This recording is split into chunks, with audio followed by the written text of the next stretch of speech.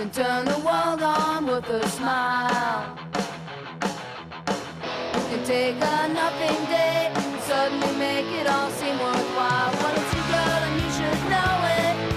With each glance and every little movement you show it. Love is all around, don't need to fake it. You can never down, why don't you take it? You're gonna make it after all. Hi everyone, welcome to the show. Today is March 7th and Marc has 488 days left to go on his U.S. prison sentence. But in 1 month, as of yesterday, Marc's U.S. transfer application paperwork will go to the U.S. Department of Justice. So we're getting closer to that point and they can make a decision anytime after that, hopefully within 3 to 6 weeks. That's what we expect. And let's hope it's a yes. And if you Americans down there would like to help out, please send a letter to the U.S. Department of Justice Prisoner Transfer Section. I'll include a link below, but you can also find more of that information in one of Marc's previous blogs posted at freemarc.ca and cannabisculture.com. So help out if you can in that sense, and we'll be asking our Canadian supporters to do the same for his Canadian application when it goes in. I got some photos of Marc. Now, these I haven't actually had a chance to scan them in yet because I just got them today at the office, but they were taken on February 16th and 17th. And this was just last month then, and we've got some more pictures on the way. And we're back at the beach again, so it looks like there's sunshine even shining on us, but that's just the lights. But once again, as I've said before, we will have our real day at the real beach one day. And those are really cute. I'm surprised my skirt seems so short and I was allowed to wear that. And you're not allowed more than 2 inches above the knee, but glad that worked out. So I'll have more photos of Marc and his band all performing together in concert with all their instruments, hopefully coming soon, and I'll be sharing those with you guys when they get here. And today I went to Chapters to find 2 magazines. In fact, I only went for one, and I found that it's a very popular topic. The Walrus magazine is a Canadian news magazine, and they've profiled me before. They actually called me the Princess of Pot on the cover, so if somebody asks me how I got that name, then the Walrus did it in writing. But they've got this big article on planting the seeds of corporate marijuana, and it's a huge piece on all the people getting ready to grow marijuana legally, and they say marijuana prohibition is destined to end. And that's pretty much the consensus amongst everybody, is that, you know, it's going to happen, so who's going to be lined up to make the money? And they've mentioned me being at the Treating Yourself Expo, where I'll be again this year at the end of May. And they also interview people running dispensaries and all sorts of other businesses going on. So you have to find this on a newsstand. I don't think you can read it online yet, but you can also download it as an app. And that's an interesting article. But something that bothered me is sometimes the news gets it wrong. And here's a second magazine I saw, a Canadian Business magazine. I just noticed the big bag of weed on the cover, and I decided to grab a copy. And they did a story, very much the same topic, about who's going to be lined up to make billions of dollars from legal marijuana. But the good thing about this is they talked to Greg here, and he got some good quotes in there and promotion for Cannabis Culture and Cannabis Culture headquarters. But they say that Marc Emery sold pot through the mail, and that drives me crazy. I hate it when they say he sold pot. It's a basic fact that he sold seeds, but I don't know. They got an ear load from me, or at least a tweet load, I guess. I wrote them some tweeters. Whatever, some tweets I tweeted to the Canadian Business magazine, and I said that they printed a lie and that they really should have done their research and gotten the basic fact right, that Marc sold seeds, not weed. And anyway, hopefully they'll print a retraction in the next issue. I'm going to call up the office when they're open tomorrow and let them have it, because I'm very eager to defend my man Marc when they lie about him in the news, because he wasn't a weed dealer. He made millions of dollars through seeds to finance an industry that gave you this topic to write about today. So you know what? Get it right, please, and I'll let them know. So those at least get the story out there, though, that marijuana is big money and big business, and people are getting lined up, good and bad people. You know, everybody likes to take advantage of an opportunity, so we just have to hope that a lot of good people get out there and make the most of it. Now, last night I was at a fantastic event over in West Vancouver.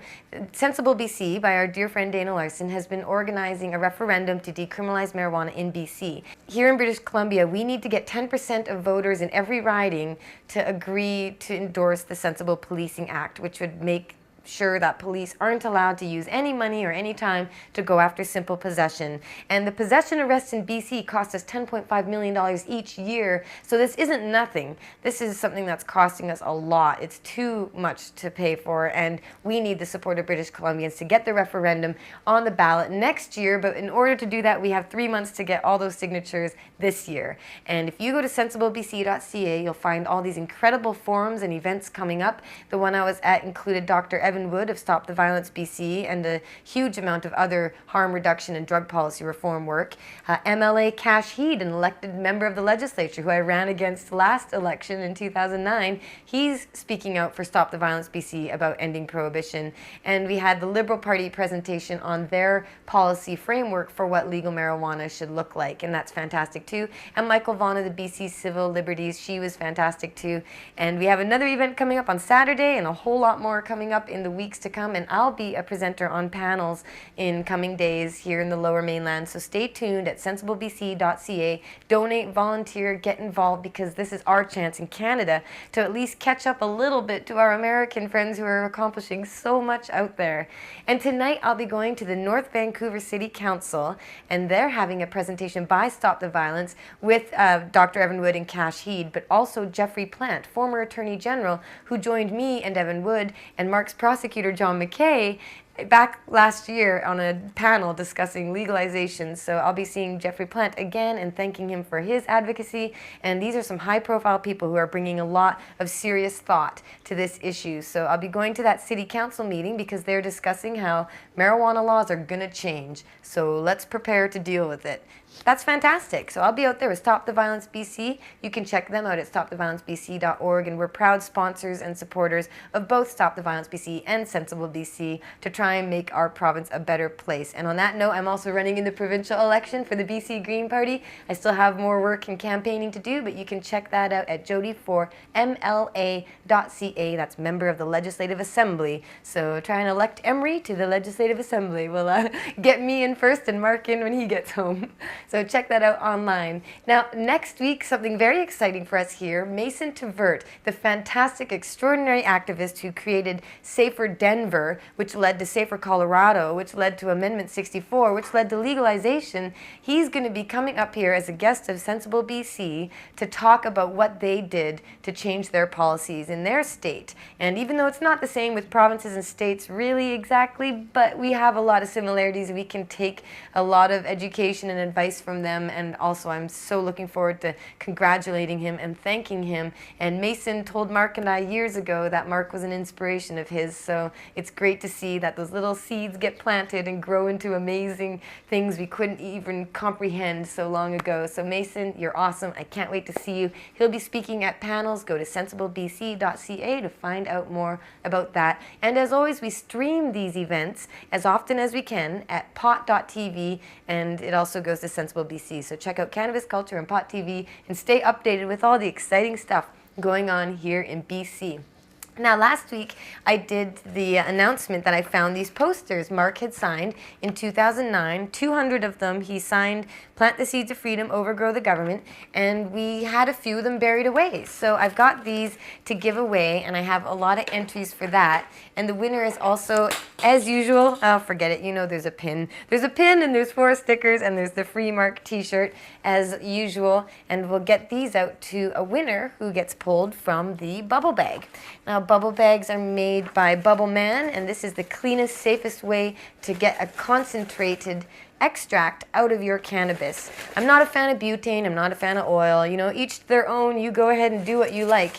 But I think if I were to recommend any way to turn your cannabis into something a little more potent, bubble bags are the way to do it. And you can get them at cannabisculture.com/store, along with so much more we've got always available. Now the winner is going to be Jeff G. You wanted to be in the draw. Keep your chin up, mate. All right, you might be from down under, perhaps. So you're a winner. You're going to get that poster. But I'm also going to give away another poster because I got a last minute entry saying, please, please put me in the draw. I want that poster so bad. So next week I'll do another draw. This is number 72 of 200 that Marc signed before going into prison temporarily here awaiting extradition. He was released and then he got extradited in May 2010. But that will go to a winner. Just send an email to jodie@cannabisculture.com. I'll put you in the bubble bag and you might be the winner next time. But I do it every week, so as long as you tune in every week and send in your email, you'll get a chance. And we really appreciate the support. Hopefully all of these stickers will have to say freed Marc when he gets home, maybe at the end of the year or early next. And we depend on your support for that. So thank you so much for doing everything you can to get Marc transferred and home.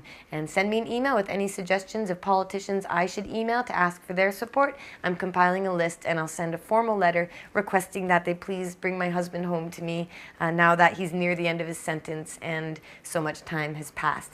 So thanks a lot for tuning in. Stay updated at Cannabis Culture and Pot TV. We appreciate the support and do anything and everything you can, at least one day a week. Do something to end prohibition, to educate someone and make the world a better place. Thanks a lot for tuning in. We'll see you next week. Free Marc Emery.